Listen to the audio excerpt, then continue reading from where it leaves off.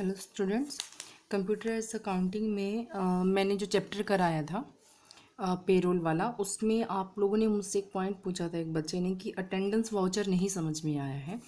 तो attendance voucher क्या होता है? ये अटेंडेंस वाउचर को हम एक तरह से ये कह सकते हैं ये कि हमारा जो ये अटेंडेंस का रिकॉर्ड भी होता है। मान लीजिए कोई भी एक एम्प्लॉय है, वो किसी कंपनी में काम कर रहा है और उस कंपनी में काम करने के लिए जो है उसको सैलरी मिल रही है। तो रिकॉर्ड रखना मतलब कि वो कितने दिन ऑफिस में आया, कितने दिन की उसने छुट्टी ली, ठीक है, मतलब कि उसके जो वर्किंग डेज हैं वो कितने हैं,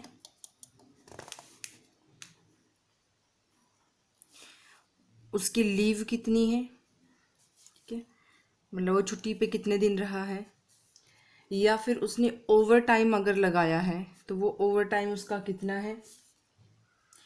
और ये सारा जो है एग्रीगेट उसकी जो मंथली सैलरी होती है उसके साथ जुड़ा होता है।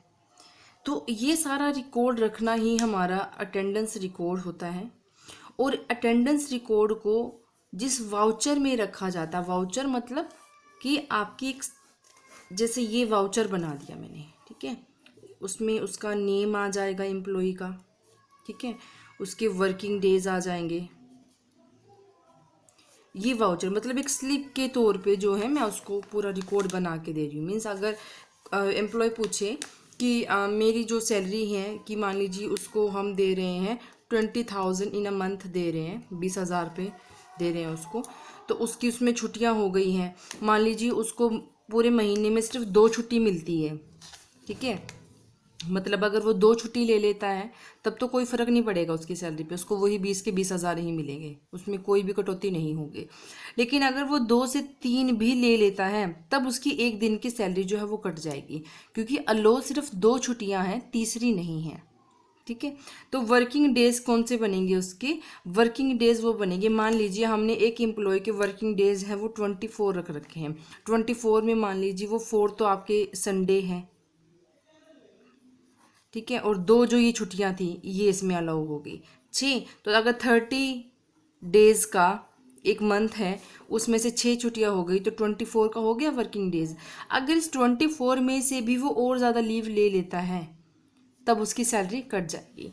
और तो यहाँ पे ये जो हम लीव का रिकॉर्ड रखेंगे, ठीक है, कि अलाउड कितनी थी उसको, मान लीजिए यहाँ पे 2 है, ठीक है, और उसने एक्स्ट्रा कितनी ली है, तो एक्स्ट्रा मान लो उसने एक और ले ली 1, तो ये उसके रिकॉर्ड है। जब ये रिकॉर्ड मेंटेन होता है जिसके बेसिस पे पे रोल में उसकी सैलरी बनाई जाएगी एक एम्प्लॉय की, तो उसको हम कहते हैं उसकी अटेंडेंस का वाउचर, मतलब उसकी अटेंडेंस का रिकॉर्ड रखना, ठीक है।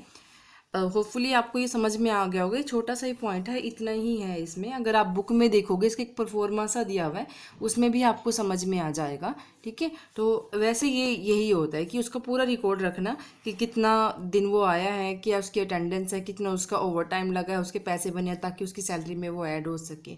तो वो सारा कुछ जो है इसका रिकॉर्ड रखना क्या कहलाता है? Attendance voucher.